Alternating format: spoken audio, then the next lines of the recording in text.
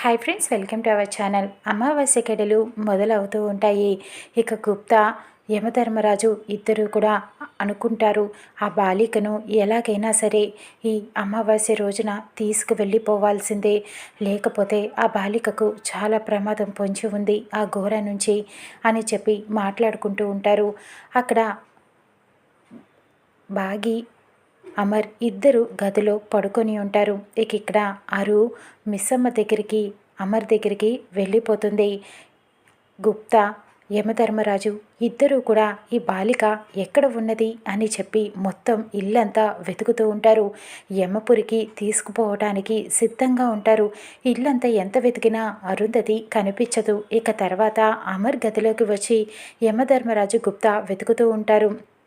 అరు అక్కడ కూడా కనిపించకపోవడంతో గుప్తా అంటాడు, ఈ బాలిక ఇక్కడ కూడా లేదు రాజుగారు, ఇక మనం ఏం చేయాలో అని చెప్పి వెళ్ళిపోతూ ఉండగా యమధర్మరాజు గుప్తా అదిగో ఆ బాలిక అక్కడున్నది అని చూపిస్తూ ఉంటాడు.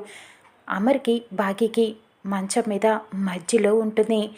ఎవరికి కనిపించకుండా తన ఆత్మ అక్కడే ఉంటుంది. ఇక గుప్తా చూసి ఆశ్చర్యపోతాడు. బాలిక, ఇక నీ ఉనికి మాకు అర్థమైంది, తెలిసింది, నువ్వు బయటికి రమ్ము అని చెప్పి పిలుస్తూ ఉంటాడు. కానీ అరు బయటికి రాకుండా అలానే ఉంటుంది. యమధర్మరాజా, ఈ బాలిక మన మాట వినదు, ఇక యమపాశాన్ని సంధింపము, మన లోకమునకు తీసుకువెళ్ళిపోదాము అని చెబుతూ ఉంటాడు.